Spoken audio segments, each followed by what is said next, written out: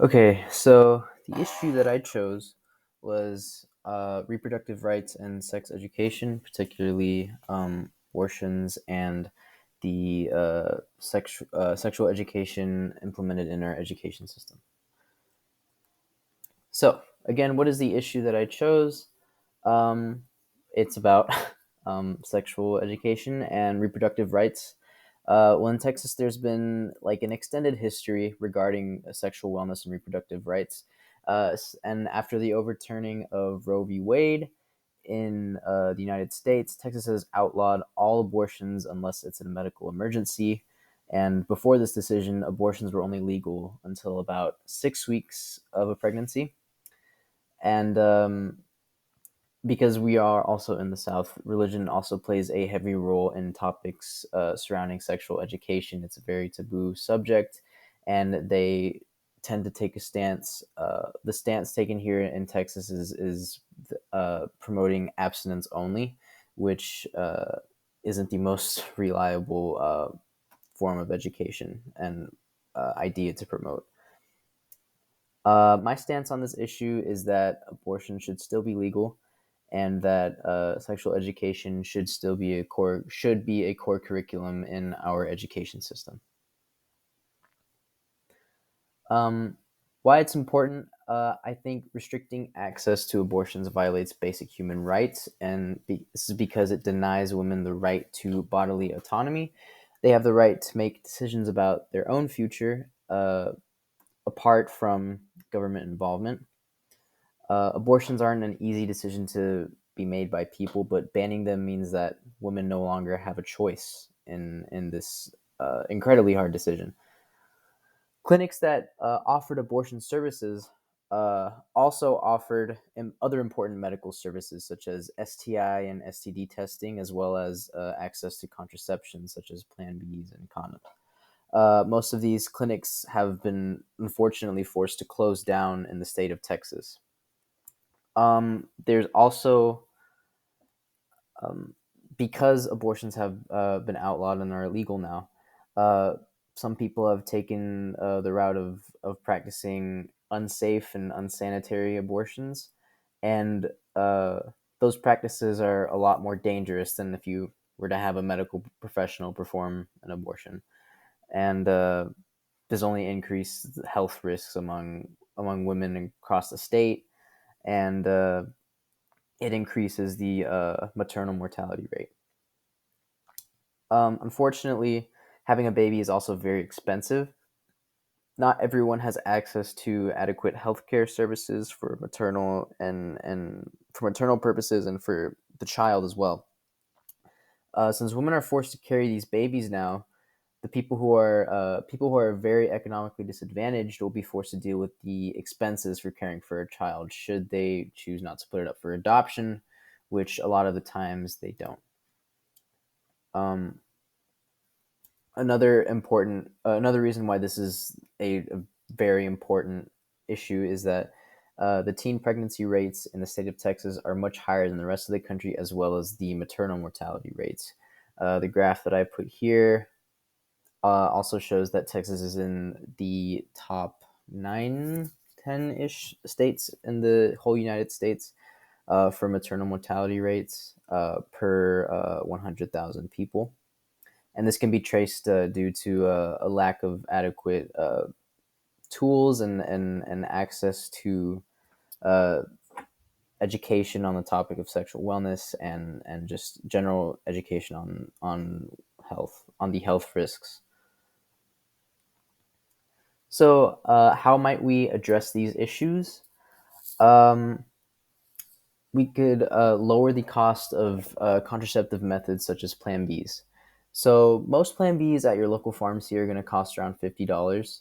But if we were to make something like Plan Bs a little bit more accessible and lower the cost, it would help people to plan their families better, and uh, it would reduce the risk greatly of an unwanted pregnancy.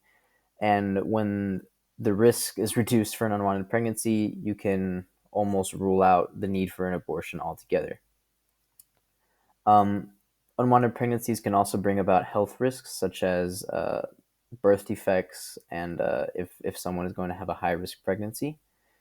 And by giving access to contraceptives, we can eliminate that and lower the maternal mortality rate as well. Also, providing a curriculum on sexual education in our education system um, would help reduce the cost, reduce the statistics on unwanted teen pregnancies. Like I said before, Texas has one of the highest teen pregnancy rates in the whole country, and sex education just promotes the overall health and well-being of students and people of all ages, really. Also, this sex education will also not only promote the idea of abstinence, and it will help these students to make more responsible decisions about their relationships and the decisions they decide to make. Also, providing adequate healthcare and quality healthcare for mothers would greatly help this issue. Um, Teens would not have to, like I said, having a child is very expensive, and by educating these people and giving them access to more methods to prevent pregnancy, they would reduce the cost of caring and bringing up a child.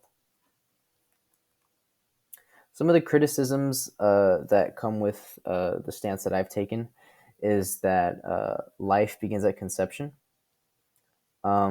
It's been researched a lot that, and most research agrees that life does begin the moment the sperm fertilizes the egg, and so therefore an abortion would be murder, and also that instead of exploring the if you can't care for the child, then you should just put the child up for adoption. And my response to this criticism is that it's not very easy for a mother to make the decision to just put their child up for adoption. And also that for the argument that a fetus is a person and therefore it's murder, I don't think that they possess the same capabilities that a normal functioning human being would be able to possess. They don't have the same cognitive abilities, and they're not able to live on their own.